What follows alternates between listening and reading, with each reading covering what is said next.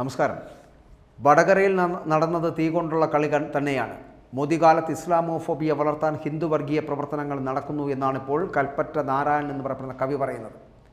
വടകരയിൽ ലോക്സഭാ തെരഞ്ഞെടുപ്പിനോടനുബന്ധിച്ച് സോഷ്യൽ മീഡിയയിൽ ഉണ്ടായിട്ടുള്ള ഒരു വർഗീയ പ്രചാരണ വിവാദങ്ങൾ, ആ വിവാദങ്ങളിലാണ് ഇപ്പോൾ കവി കൽപ്പറ്റ നാരായണൻ പ്രതികരിക്കുന്നത്.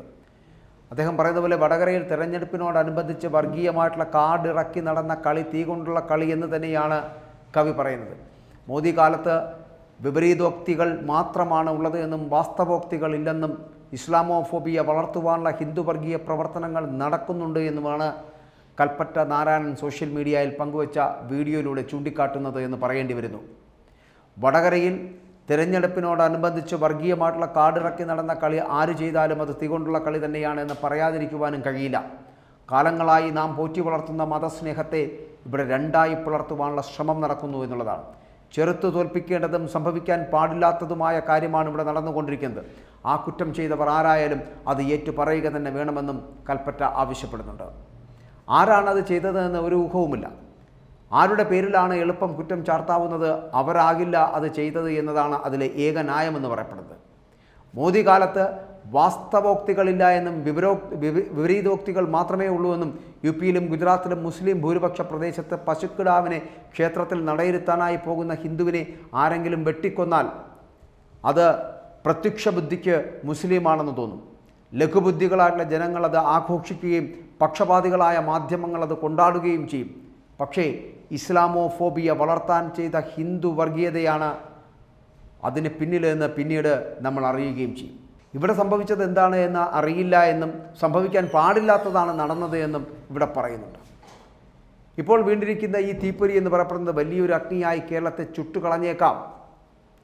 അത്രമേൽ ലോലമാണ് ഈ വിഷയമെന്ന് നമ്മൾ ആലോചിക്കേണ്ടതുണ്ട്. ആരാണതിന് പുറപ്പെട്ടത് എങ്കിലും അതിൽ നിന്ന് പിന്മാറേണ്ടതായിരുന്നില്ലേ? അതെന്തുകൊണ്ട് ഇവിടെ ഉണ്ടായി എന്നുള്ളതാണ്. ദുരഭിമാനം കൊണ്ടൊരു ഏറ്റുപറച്ചിലെങ്കിലും തുറന്നങ്ങോട്ടവർ നിശബ്ദരാകേണ്ടതുണ്ട്.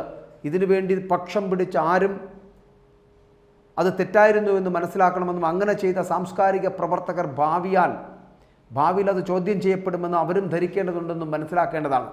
തിരഞ്ഞെടുപ്പ് പരാജയത്തെ ലഘൂകരിക്കാനൊന്നും ഒരു വിധത്തിലും ഇത് ഉപയോഗിക്കാൻ പാടില്ല. ഇത് തീ കൊണ്ടുള്ള കളിയാണ്. കാരണം വർഗീയ കാർഡുകൾ ഇറക്കുക, ഒരു തിരഞ്ഞെടുപ്പ് വരുമ്പോൾ ആ തിരഞ്ഞെടുപ്പിൽ മത്സരത്തിലേക്ക് എത്തപ്പെടുമ്പോൾ അവിടെ വർഗീയ കാർഡ് ഇറക്കിക്കൊണ്ട് ഏതൊരു മുന്നണിയാണോ തോൽപ്പിക്കാൻ ശ്രമിക്കുന്നത് അത് ചെറ്റത്തരമാണ് എന്ന് പറയേണ്ടത്.